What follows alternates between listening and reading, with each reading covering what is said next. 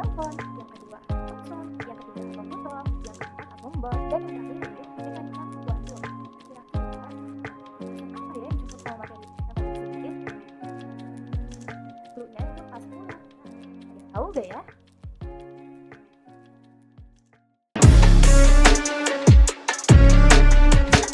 Assalamualaikum warahmatullahi wabarakatuh. Halo teman-teman, selamat pagi. Sudah tahu kan kita akan membahas materi apa? Nah, sebelum ke materi, alangkah baiknya kita perkenalan terlebih dahulu. Oke, sebelum perkenalan, aku mau nanya dulu nih ke kalian. Bagaimana sih kabar kalian hari ini? Semoga yang lagi sakit segera diangkat penyakitnya, dan semoga yang sedang sehat selalu diberikan kesehatan full jasmani rohani maupun materi ya. Amin ya rabbal alamin. Oke, di sini saya Unsur sebagai pemateri yang akan kita bahas dari pendidikan kimia tahun 2022. Oke, sebelum melaksanakan materi, alangkah baiknya kita menunjukkan adik dan tujuan pada pemateri hari ini.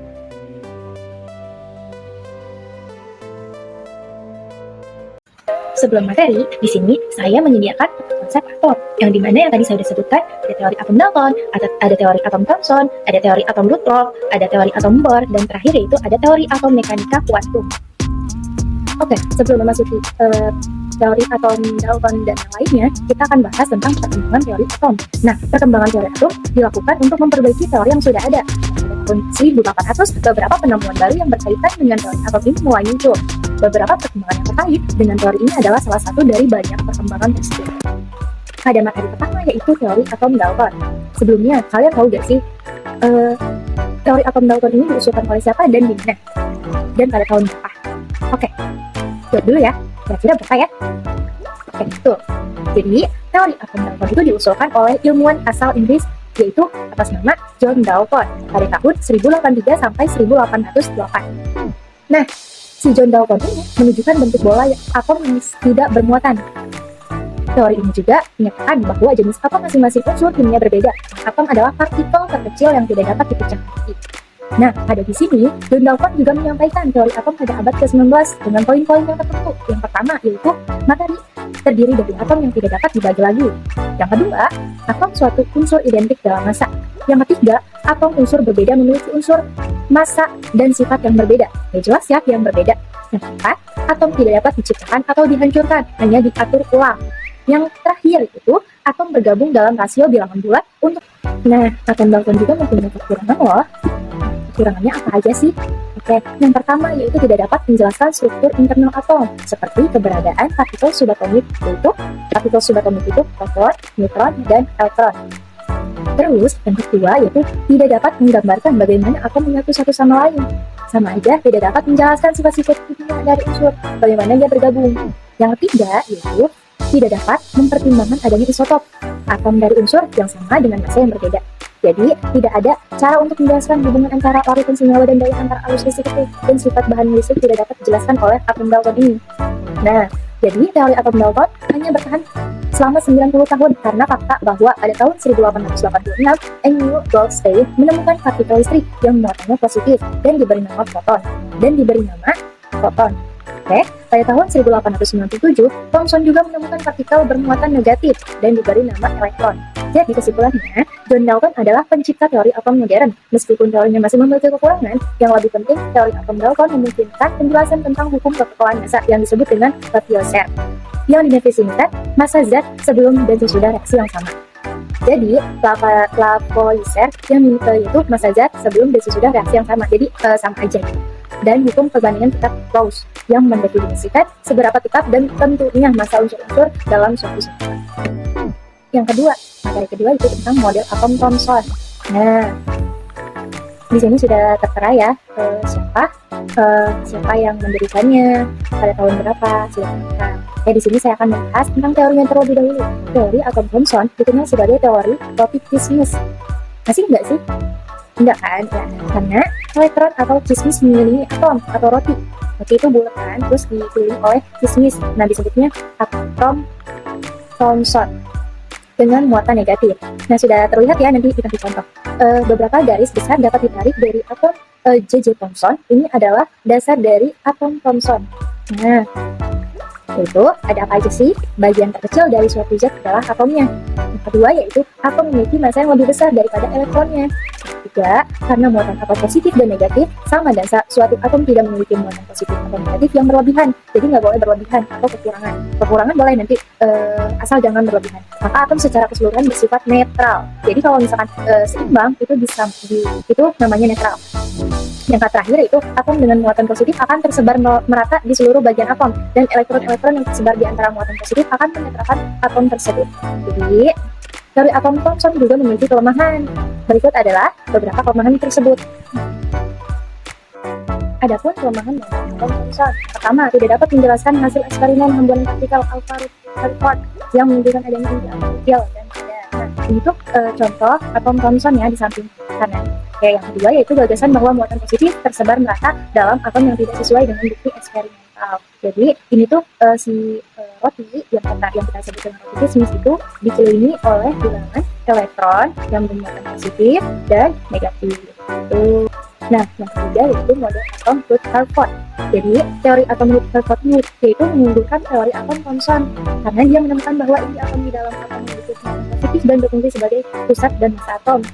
Inti atom ini dikelilingi oleh elektron yang bermuatan negatif atau bentuknya mirip dengan tata surya. Kalian tahu gak ya bentuk tata surya itu seperti apa? Kurang lebih sama dengan atom Rutherford. Nah, si atom Rutherford ini pendirinya adalah Ernest Rutherford. Jadi si Ernest Rutherford ini melakukan eksperimen yaitu hamburan emas yang menghasilkan model atom nuklir. Nah, jadi kata si Ernest Rutherford ini, atom sebagian besar adalah ruang kosong dengan inti kecil dan padat yang bermuatan positif di pusatnya. Jadi nanti bakal ditunjukin di sebelah gambar atom Rutherfordnya, nanti kalian lihat aja ya. Jadi yang kedua yaitu elektron bergerak mengelilingi inti dari ruang kosong. Jadi saking banyaknya si ruang kosong ini, karena semakin kecil si atom ini. Jadi yang terakhir yaitu inti mengandung sebagian besar massa atom. Jadi intinya itu ada di dalam atom di bagian tengah. Nah, ada beberapa poin penting dalam atom Rutherfordnya. Jadi, seperti dalam model tata surya, atom terdiri dari inti atom yang bermuatan positif dan dikelilingi oleh elektron yang bermuatan negatif. Karena muatan atom positif dan negatif sama, atom dianggap netral, sama seperti atom sebelumnya, atau ayo. Nah, yang ketiga yaitu gaya tarik-menarik antara elektron dan gaya inti atom menyebabkan gaya sentripetal pada elektron sama perjalanannya di sekitar inti atom. Terakhir yaitu sebagian besar volume atom terdiri dari ruang kosong, sama seperti yang tadi, ya. Bukan ruang pejal ya. Ini karena jari-jari inti atom lebih kecil. Nah, di sini kan sudah terlihat ya gambar Rutherfordnya di bagian kanan.